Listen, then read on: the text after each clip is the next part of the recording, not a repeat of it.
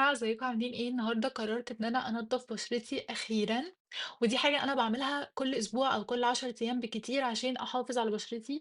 فهوريكم ازاي انا عملت حواجبي. زي ما انتم شايفين انا دايما بعملها بنفسي عشان بجد ما بحبش اي حد يعملها لي، لانه حواجبي فيها زي ما انتم شايفين زي علامة، فانا دايما بخاف ان انا اي حد يبوظها لي، فانا اللي بعملها لنفسي. هوريكم ستيب باي ستيب ازاي انا بنضف بشرتي، في ان اي حد يحط ايده على وشي او إن هو يعمل لي حاجات ممكن يكون حد تاني استخدمها، فباحب إن أنا اللي أعملها بنفسي. أستخدم الماسكات الحلوة اللي أنا متأكدة إن هي نضيفة، اللي أنا عارفة إن هي كويسة، فباوفّر الفلوس وباجيب أنا بيها ماسكات غالية وحاجات غالية وباعملها أنا لنفسي. ازاي بعمل حواجبي في البيت؟ بجيب خيط وبربطه، ما تكونش حاجه حته كبيره ولا حته صغيره، وببدا ان انا الفه كويس بحيث ان انا اعمل زي حاجه تمسك في الخيط في الشعر.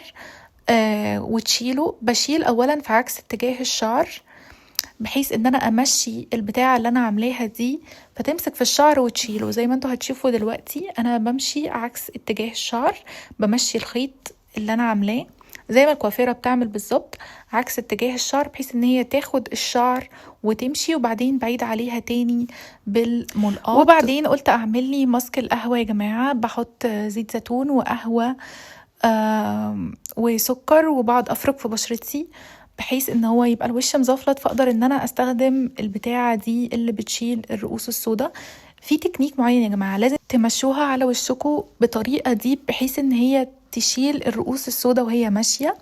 لازم تشوفوا الحاجات طالعه كده زي ما انتوا شايفين عشان تتأكدوا ان الرؤوس السوداء خرجت. بعدين بنغسل وشنا بالغسول وبننشفه كويس جدا عشان نستخدم الماسك الجاي. انا متحمسه ليه قوي، وهو ماسك الرز فيه الانتوين وفيه بانثينول، بيرطب البشره جدا بجد يا جماعه. انا من اوائل الناس اللي اتكلمت عن ميه الرز دي مفيده قد ايه للبشره والشعر، ودلوقتي بقوا يعملوا منها سكوت. انا اتكلمت في 2020 هتلاقوها على الانستجرام في البوست اللي انا كنت بعملها، ودلوقتي ميه الرز بقت تتعمل ماسكات يا جماعه. ميه الرز دي سحر، انا كنت بستخدمها لشعري بس بقيت اكسل ان انا هعملها.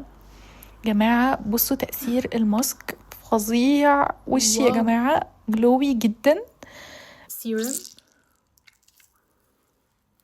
في كمية سيرم يعني تكفيني 5 بستغل مرات. الفرصة وبحاول ان انا اعمل مساج لوشي، وبحاول ان انا امشي عكس الجرافيتي، فبحاول ان انا ادعك وشي دايما لفوق زي ما انتوا شايفين، ومش بنسى رقبتي بحيث ان انا اقلل الفاين لاينز اللي موجودة في البشرة، وبرضو احاول ان انا ادخل البرودكت في البشرة على قد ما اقدر.